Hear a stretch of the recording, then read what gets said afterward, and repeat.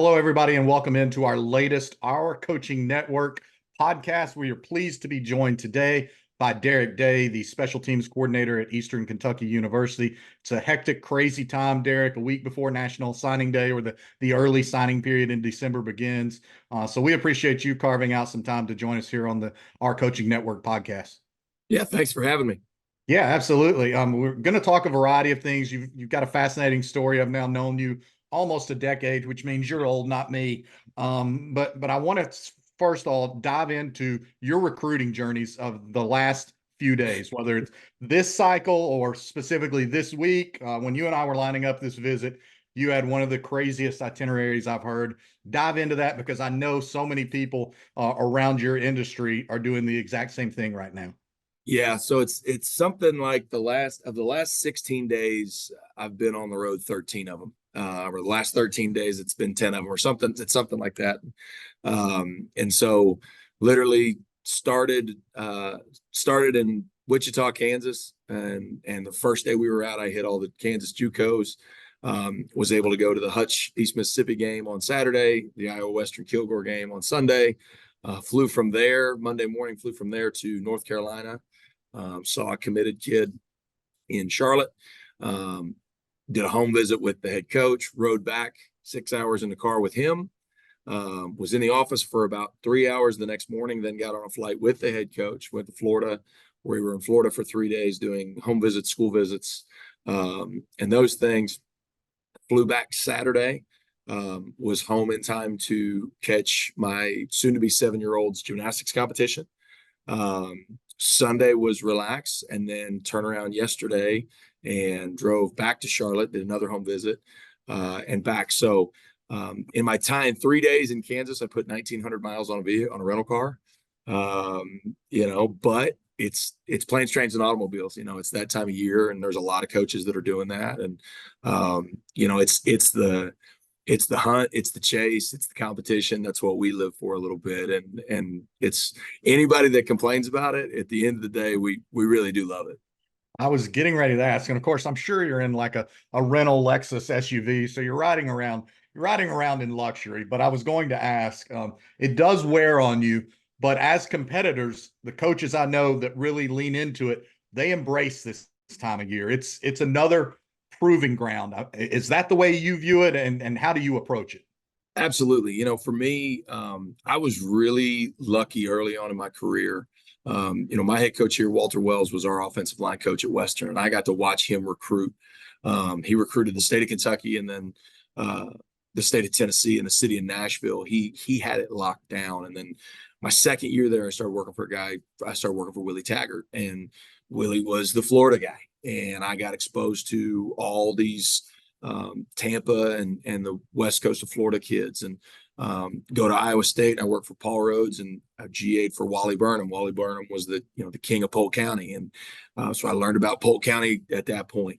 Then I got to go to Tennessee and work for Butch Jones and work directly with Tommy Thigpen, and so I got to compete at a very, very high level for some of the top players in the country. And so, for me, it is all a it's your shared or it's your combined experience is kind of who you are as a recruiter. But there's nothing quite like, for us, the staff room is the locker room for us as coaches, and that's the thing, is we're still on a team. And guys who get out of it, that's what they miss, and they miss the camaraderie, and they miss the competition. And on signing day, when you're on the phone and you're trying to get on the phone with the mom and the coach and the aunt and the mentor and the high school coach, and whoever took the decision makers, that we all say, when you're trying to track those people down on signing day, at the 11th hour, that's the you'll wear holes in your shoes walking back and forth, but that's the competition of it, because when you land it, there's no feeling like it. Loving this visit, especially timely with all your recruiting insight. He's Derek Day, Eastern Kentucky special teams coordinator. I'm John Brice of FootballScoop.com here on the Our Coaching Network podcast. Derek, I got to ask you, it doesn't have to be firsthand, but as we talk about recruiting, what's the wackiest, craziest story in recruiting that you can legally share that is valid, whether you were involved or whether one of those mentors you just referenced were involved? We got to have some juice here. I was involved in one last year, and I kind of referenced it. And it was legal, but it was the signing day. A kid was committed to us. Was coming from Garden City Junior College last year. Was going to commit. Had went on other visits. Was ready to go. Was ready to sign. I woke up and I called him at 7 a.m. and I got no answer. I called him at 7:05, got no answer. Called him at 7:10, no answer. And so your heart just starts to sink, and you start getting like, well, what's going on here, and then he finally calls back, and it's like, well, coach, I'm thinking about, well, maybe can I sign in January? Can I can I go one more? And I'm like, all right, what's going on here? And I've learned in my time to kind of just be blunt with people. And you can get a lot farther if you don't sugarcoat. I'm just like, what is going on? And he's like, well, I'm thinking about signing with a different university. And I said, okay, whatever you do, don't sign. Just give me a little bit of time to figure this out. And so I call the junior college coach. I call his mom. I call the mentor. I call his uncle. Call the high school coach in Fort Myers, and finally figure out what was going to be the difference. And I don't fight fair. So when I found out what the difference was going to be, I called his mother and I said, hey, just because she was upset, she wanted him here. She wanted him with me. And she's like, why is he, I don't know why he's going to go there. I don't know why he wants to do that. So I called her back and I said, well, this is exactly why he wants to do it. And she said, I'll call you back in 30 minutes. And I said, yes, ma'am. 30 minutes later, my phone rings and it's her phone number, but it's the kid. And he says, hey, Coach Day, I just want to let you know I'm going to sign with you guys. And also, I'm really sorry for all the trouble I've caused you today. And so when he did sign, about an hour later, we get the two deals. And so when he showed up in January, I said, hey, man, how bad was it? He goes, what do you mean? I said, how bad did you get your butt chewed by your mother? He goes, I signed with you, didn't I, coach? I said, yeah, you did. So, something, but it's the deal. You got to know, you have to know everything about every kid and know who the decision makers are and know what buttons to push when. And, we were, Coach Wells was, he signed the number one player in the country in Trey Smith when we were together at Tennessee. And, the journey, and I was gone by that time, but the journey to get Big Trey there was, is wild and crazy. And but like I said, if you don't love, guys love to go fish, guys love to go hunt. Well, it's the same thing. You're hunting the best possible player, and you're competing against others to bag them. You referenced Trey Smith in Tennessee. You already noted your Tennessee time with Butch Jones, and certainly that is remembered very differently by different people, both for the good and the bad. But Butch and you guys recruited at a very high level, brought in a lot of talent. We're talking recruiting stories. I've got to ask you about one specific recruiting story from those Tennessee days. Jonathan Kongbo is one of the wildest recruitments I can ever remember. What do you remember about Big Jonathan Kongbo? I knew that was where this was going to go. You're welcome. You're welcome. I knew you were going to keep digging until you got the answer. I've got to credit Jonathan Kongbo recruitment to Robert Gillespie, who's running back coach at Alabama now. G is widely known as one of the best recruiters in the country. For sure. Kongbo was like, it almost became, it was almost like Paul Bunyan. Like he was, by the time his recruitment was done, he was 6'11" and he was 400 pounds and he ran a 4.2. It just benched 1,000 pounds. Exactly. And he just was so out of this world kind of, but he really was a really pleasant kid when he came on his visit. And, we kind of joked when he stepped off the plane and he walks in the building, he's like, he kind of looks like the Under Armour mannequin. He looks like the mannequin that the jerseys. Yeah. That's what he looks like. And you're just like, holy smokes, man, this dude is as advertised when it comes to that. But yeah, it was kind of very similar. I wasn't involved in the phone conversations, but it was very similar to that. It was the 11th hour. We had the big, we went in the studio there. I can't think of the name of the studio, but we went in the studio there and we did all the signing day stuff that morning, and everybody was signing. And then he was just dragging his feet. And, I watched Robert Gillespie, like I said, walk holes in his shoes on the phone with junior college coaches. Ironically enough, the Kongbo's junior college coach was the coach at Garden City when I just referenced the kid I was just referencing. So ironically enough, it's very similar, but I didn't think of that. I didn't put that connection until just now, but just the not being, because so many people in those kind of situations would just give up and they would just say, well, we can't, I can't do it. I can't do this. I can't do that. I'll coach. And they would just give up. He's going in a different direction.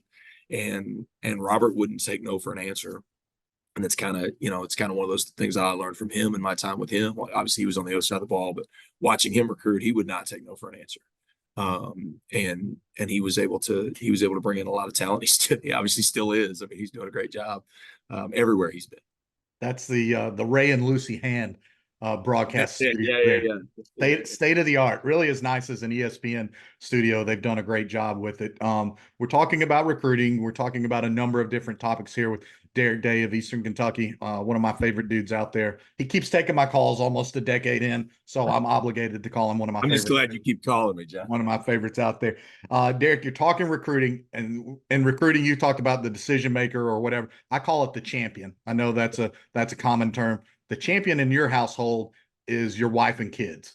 Can you shed a little insight? I didn't know until today that your wife was a former Division I athlete. That's big time. And then you have a fascinating story with a daughter and then also a son that you've adopted. Yeah, so my wife is the real athlete, and if you ask her, she is the real coach in the family. Preach. She's a Jayhawk. She's a Kansas Jayhawk, former Big 12, all Big 12 soccer player, and played professionally for a little while. And then when I met her, I was at Iowa State. She's from Des Moines, Iowa. When I was at Iowa State, she was coaching girls varsity soccer at Ankeny High School. Shout out Ankeny. She was coaching the girls varsity soccer team, and when I accepted the job, we dated for about a year, and I accepted the job at Tennessee to go there.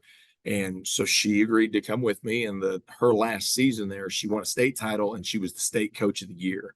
And we got engaged not long after that. And I remember my dad really helping me out. He said, Lacey, you just won a state title and state coach of the year. What can Derek do to try to match that? And she said, well, a national championship and a national coach of the year. And I'm like, I mean, what if I'm never a head coach? What if I mean, does a Broyles Award, suit to that? She goes, nope, you're just not as good as me. I'm like, all right, babe. So she set the standard pretty quickly, but she definitely is the head coach of our household, man. She does a great job. And we are incredibly blessed to have two kids. Landon, our daughter, will be 7 in January. It's ironic that her birthday is January 8th. 7 years ago, the convention was in Nashville. I got a call in the middle of the night that I needed to come home, and we needed to go to Houston because there was a little girl that was being born, and it was wild. And so she's from Houston, Texas, and then little man was kind of a surprise adoption. We got a call about him, and our first call came on a Wednesday night. He was a month old already. And Saturday morning and this is in May. So he was born in April. It's May. I'm out recruiting. I'm actually in Nashville. I was at Father Ryan High School in Nashville talking to my buddy Brian Rector, and my wife calls me and she goes, well, you need to come home right now because we're getting on a flight tomorrow morning at 6 a.m. We're going to Salt Lake City to take custody of him. And so off we went. And so in 72 hours, we went from a family of 3 to family of 4. And can't imagine. They're both from Houston. My daughter's birth family is in Katy, and my son's birth family is in Cyprus. So we love Houston. They're Texans. They know all about Whataburger and Buc-ee's. So they're very happy with that. But it's been an unbelievable journey, and something I wouldn't trade for the world. I hope you're getting sponsored by Buc-ee's, especially since there's a new one just right down the road from you now there in Kentucky, right off 75. And my little man loves it. My little man knows. Yeah. He knows about it. He knows that if we turn right out of where he's in preschool, he knows if we turn left, we're going home. If we turn right, he knows we're going to Buc-ee's. And so he gets pretty fired up if we turn right. That's pretty big time. I've got a friend who's an NFL coach whose son likes to plan their family trips on how many Buc-ee's they can stop at if they're going from Indianapolis down to the Carolinas. And then you brought up Salt Lake, so I'm going to do a shameless Salt Lake plug for my godkids because they live out in the Salt Lake suburbs. So it's an awesome area. So shout out to my guys, Oliver, Spencer, and my niece Maddie. They're the best. All right. You have coached at so many different levels. You've been Power Five at both Iowa State and Tennessee. You've also, I believe, been non-scholarship at Butler. Yeah. How have all of those experiences helped mold you into the coach that you are today? I think the big thing that I've taken, I've my journey is different than anybody, and everyone's journey in coaching is different. I graduated from Butler University. I played at Butler, and I graduated in May, and in June I started my first graduate assistant position at Western Kentucky. David Elson is a Butler alum, and he got me into coaching. And I had no experience. I had no business really being in a college football office, but I kept showing up, and they couldn't tell me no. And so um, it was one of those things that very early on I started really fast. Coach was let go after that first year, and so my very first year I learned, oh, this is a business. And I think some guys sometimes when young coaches are starting out, they see the glamorous, that what they think is the glamorous side of it. They see game day, they see this, they see that. And there's sometimes it gets lost in, and I'm from a really small town in Indiana. And, I had my high school offensive line coach was a fireman. Didn't work in the school, wasn't full time. He came over when he could after practice. If his pager went off, he left because there was something going on. And so it never really occurred to me that like this could be truly, this is all these people do. And it even took me to get to Western and go through that first year until I really realized like, oh, this is how these men pay their mortgage and feed their families and set up their retirement. And it was the best thing that ever happened to me because I started approaching it like a business. And, from that point, when I was lucky enough to go to, 3 years at Western, went to Iowa State for 3 years, worked for Paul Rhodes, and learned a tremendous amount about the profession and about football. And then I got to go to Tennessee, and when you go to the SEC and you go to one of those Power Five conferences, my experience at Iowa State was great. When I went to Tennessee, you realize like, oh wow, there's a whole nother level to this.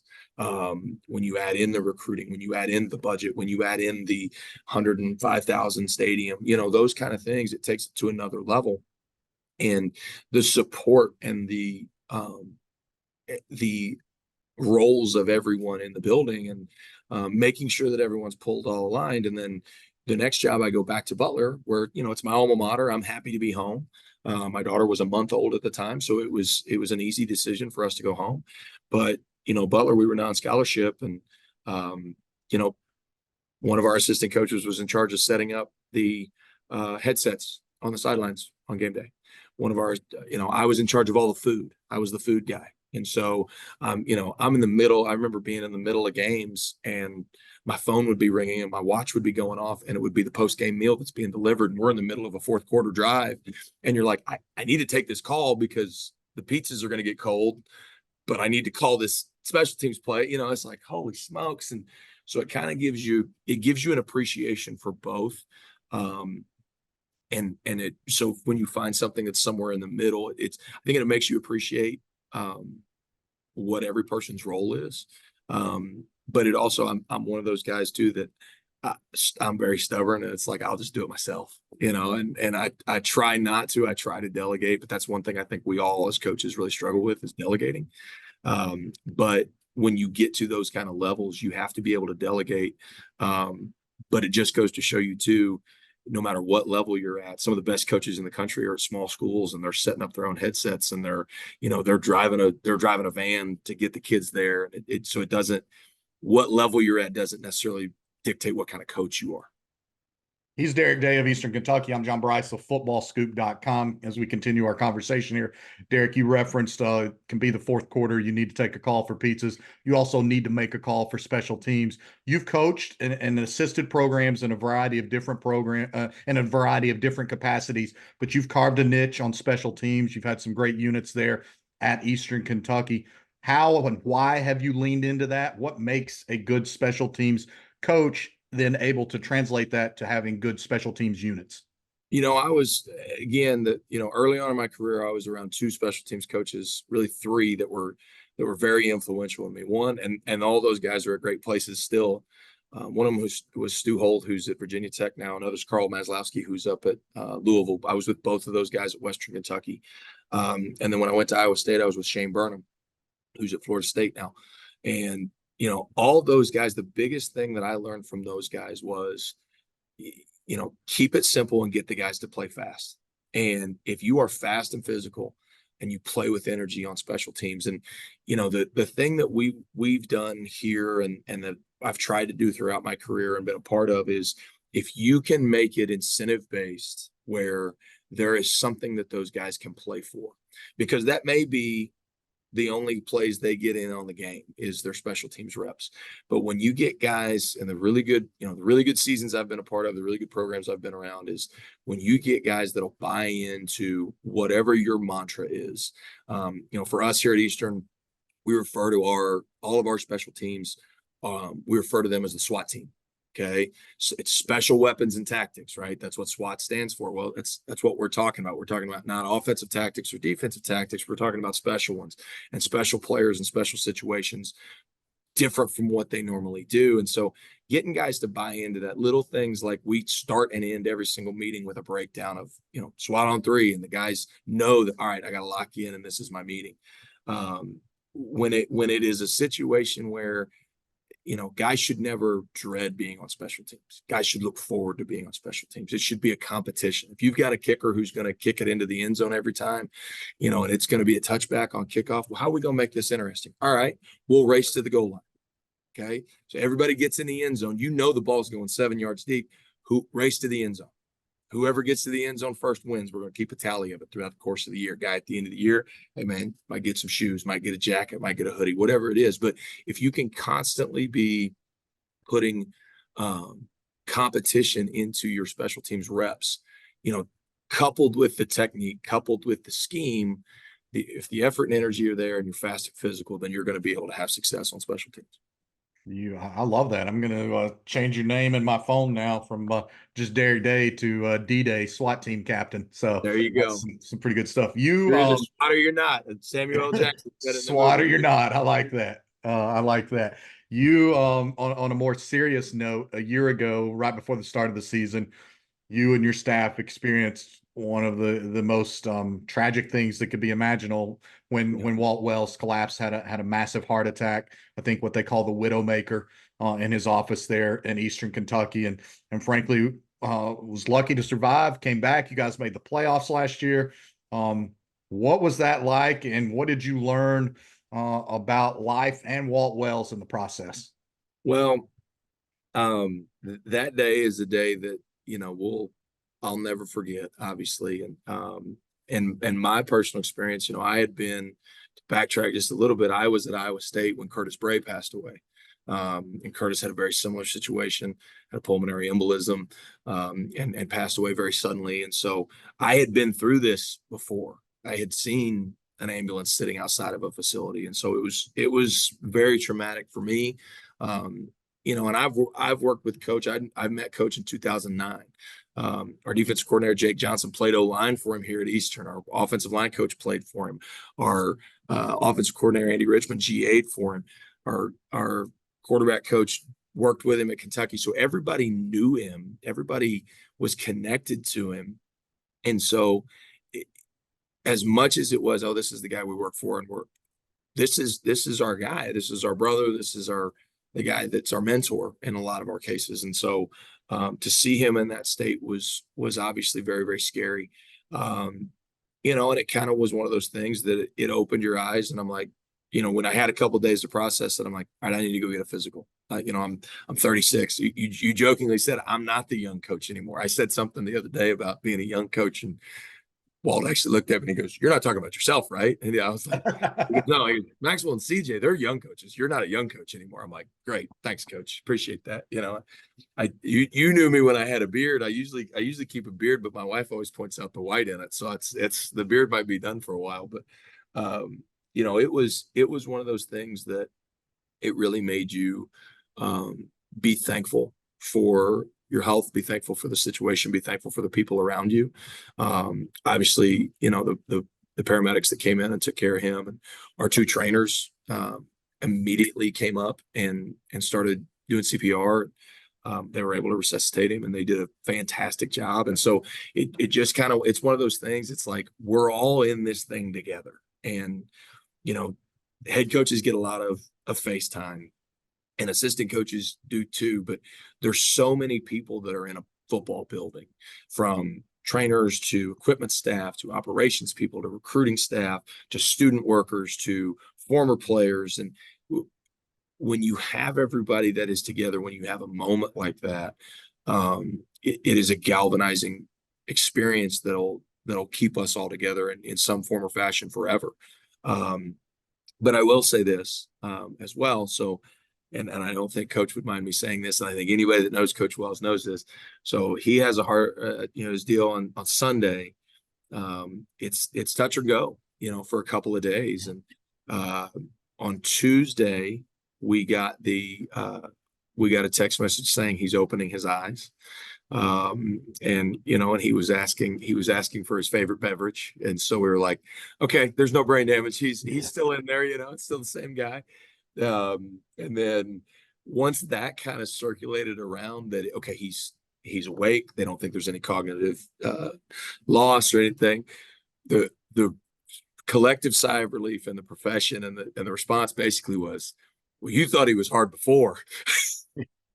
and pretty much it was, a kid doesn't have a reason to miss practice. Yeah. He's like, guys, I was dead on the floor. I missed 2 days of work. What are we talking about? Your hamstring's going to keep you out of practice. And there is a level of toughness that I think that has come to our team in the last 2 years that wasn't maybe there before. And I think a lot of it can be attested to that because the guys are like, you know what, he's right. He was, and maybe I'm okay. Maybe I can't go practice today. Walt's a fun one to be around because, as you already alluded to, he's an incredibly gifted recruiter. I've jokingly called him the mayor of the mid-state for his work there in Nashville and what he's done on the recruiting trail. Oh, yeah. But then he's got a raw edge to him and a physical, a tough side that you're just alluding to. So it's fun to see those dynamics, and it's been really fun to watch you guys have this success, especially last year as you overcome that tragedy and get some massive wins and go into the playoffs and nearly return to there this year.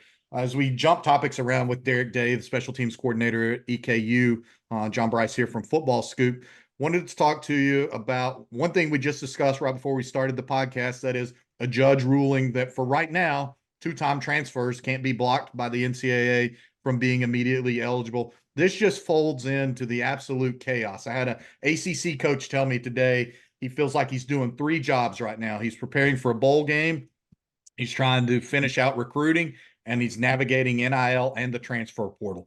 How do you find 24 hours in a day right now to handle all of those things? And you're not an old coach, but you've been in it a long time. How much has all this changed in the last 5 years?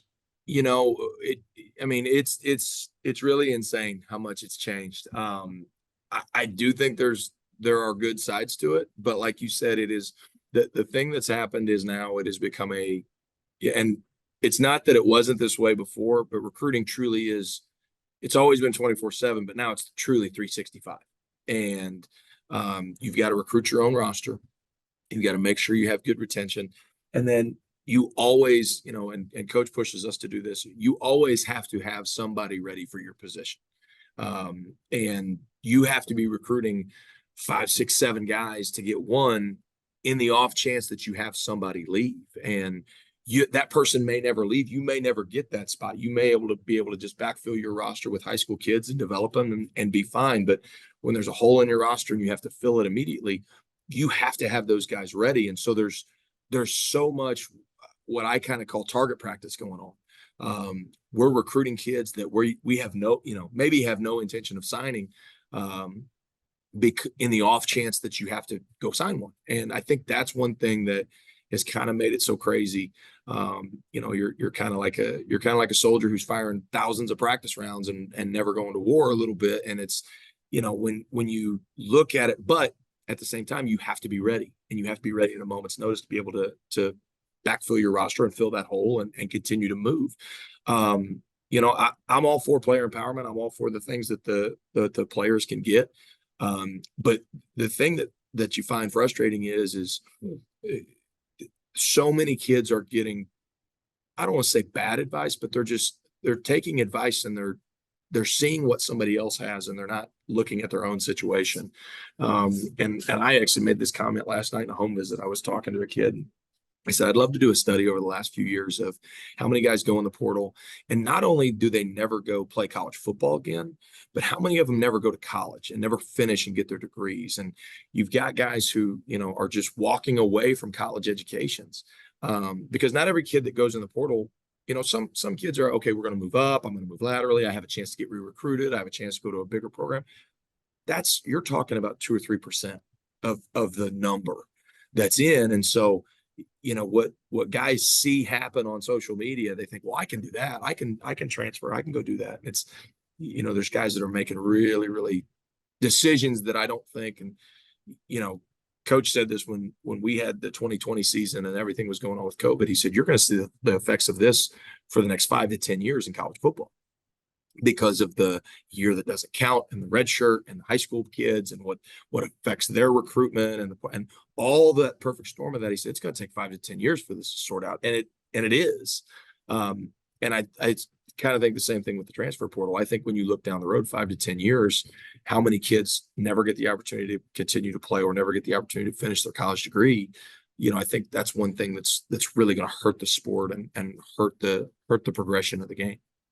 You're a relationships guy, and I mean that in the utmost positive manner. You make and you create and foster genuine relationships. So to that end, is it more important than ever, because you don't know which guys you might be recruiting a guy that ultimately signs with Texas Tech, but there's a great chance 2 years from now he's going to be right back in the portal, and you might have a chance then to bring him from Texas Tech or Kansas or wherever to Eastern Kentucky or wherever you are at that time. So how important is not only the relationship during the recruiting process, but maybe occasionally still hearing from a guy or checking in with a guy even long after that, or his mom or his dad or his uncle? It's funny that you say that, because it's more important than ever. And, there was a time that, okay, the kid's signing with there. Okay, I'm deleting that kid out of my phone. I'm unfollowing him on Twitter. I don't need to see what's going on in his life. I don't need to get retweets from, XYZ University. Those days are gone, because the second that kid goes in the portal, you got to be able to be there and say, hey man, remember me?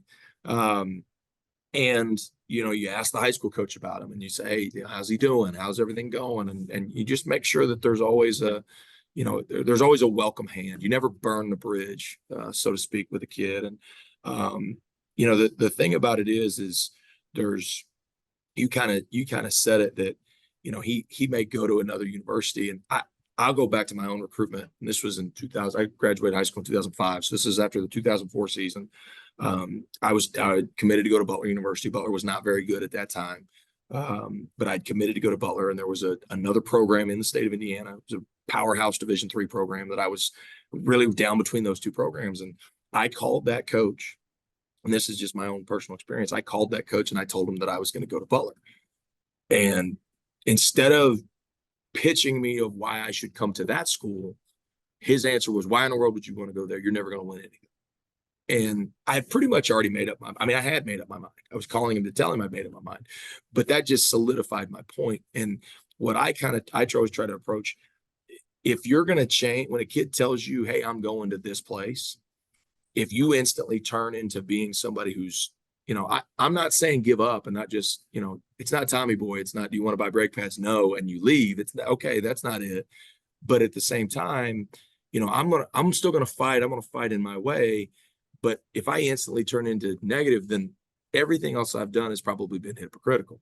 And who I am and as a person, as from a character standpoint, is, what's the last 6 months been?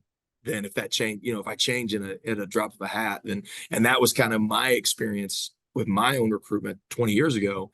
And I've never forgot that. And I've always said that I know how bad that made me feel. And I always said I'd try to never do that to a kid. And I've tried really hard not to. And I think that pays off now, because, in certain areas, okay, I got a kid who's, we're obviously a top tier FCS program, got a kid who we offer early. He ends up blowing up, goes to a Power 5 program. He's a year in, 2 years in. Coach is sitting, I thought, okay, cool. Let's see if we can figure something out. And because you keep that relationship and you keep an open line of communication, then you have that opportunity to make those kind of transfers. I feel like are different than just, oh, a guy's going to go in the portal, we're going to cold call it. All right. What you're speaking to is much more eloquently than me, but it's authenticity. And you're authentic, and that's why I'll take your phone call when you're driving through Harlan, Kentucky, because you're the same dude right now as you were when you would nod your head and speak to me on the sidelines of the Haslam practice field at the University of Tennessee almost a decade. We're almost out of time here. I want to wrap this up. You were at Tennessee in 15 and 16. That's when we got to know each other. So you were a part of that staff that won the game at Georgia on the Juwan Jennings Hail Mary. I was Yep. the sideline reporter that game, one of the best job assignments I've ever had. I stole money by being a sideline reporter that day. What do you remember about that play? And if that's maybe not one of your favorite memories, what are a couple of your favorite memories in your coaching journey? That one's up there. That one's definitely up there. The thing I remember most from that, and there's a lot of guys that our receiver coach Caleb Cox was our GA, our offensive GA. Coach Wells was in an analyst role as the O-line analyst at that time. Nick Sheridan, my buddy Nick, who was my former roommate, who's good luck, Nick. Shout out Nick. He's coaching the college playoff here in a couple weeks. He was our another one of our offensive analysts, and we're all in the booth. And we'd given up the touchdown, and truthfully, I'll be honest, I was packing my bag. I was like, man. And my wife had driven down to the game. The team was flying back, but I was like, man, I'm gonna have to drive all the way back to Knoxville with my wife right now. She was my fiance at the time. I was like, I'm gonna have to drive. No, we'd already, this was in 16, so we'd already been married. That I was like, I'm gonna drive all the way back with her. This is gonna be, I'm so mad. And a lot of people don't know Georgia's visiting press box is open air. Yeah. And so there were some things coming into the press box at us. And they were being very wasteful. The Georgia fans were being very wasteful, but they were coming in at us. And so it was like, this is just brutal. And then they get the penalty, and it's like, okay. And then we get the big kick return. It's like, okay, well, we got a chance here. I'm gonna kind of watch. I'll sit up and watch this. And I actually lost the flight of the ball Because of and the levels of the press box. just You the can't see level it of go up press that high. box Yeah. where I was seated. I lost the flight of the ball. Nick actually, I think, saw it first, and he said before anything, he's like, "You got it," and we all jumped up, and we actually broke the table in the Georgia press box. The table broke and came up, and we went nuts. And then obviously we had to have a police escort to get to the elevator to get down, and it was wild. That was a wild scene. The other one, there's two other ones from Iowa State that I've got hundreds of them, but at Iowa State I played in the coldest game in Iowa State history. It was I think 3 degrees at kickoff. It was -10 by the end of the game, and the wind chill was about 30 below. We played Kansas, and it was basically on an ice rink. That one was crazy. We came back and beat West Virginia in 4 overtimes. The Bowling Green State game here in 7 overtimes. Coach has his deal. We go up and play Eastern Michigan on a Friday night. The next week we go back up and play Bowling Green. We go to 7 overtimes and we win. Just games like that are why you coach, and you get to the point at the end of them where you're just like, what just happened? And you look back and there's one play in every single one of them that is crazy. But the Dobnail boot, I think, is what they always called it. That was one of them that people are like, you were there? I'm like, yeah, I was there. It's just kind of one of those deals. It's like, yep, I got to experience that. I was lucky enough to be in the box that day. I thought I knew almost everything about that play in that game. And I just now, today years old, finding out that you guys broke the desk in the Sanford Stadium visiting coaching box.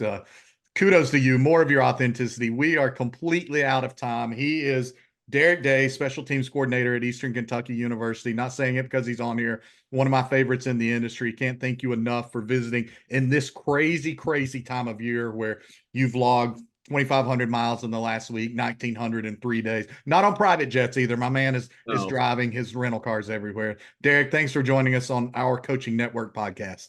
Thanks for having me, Brice.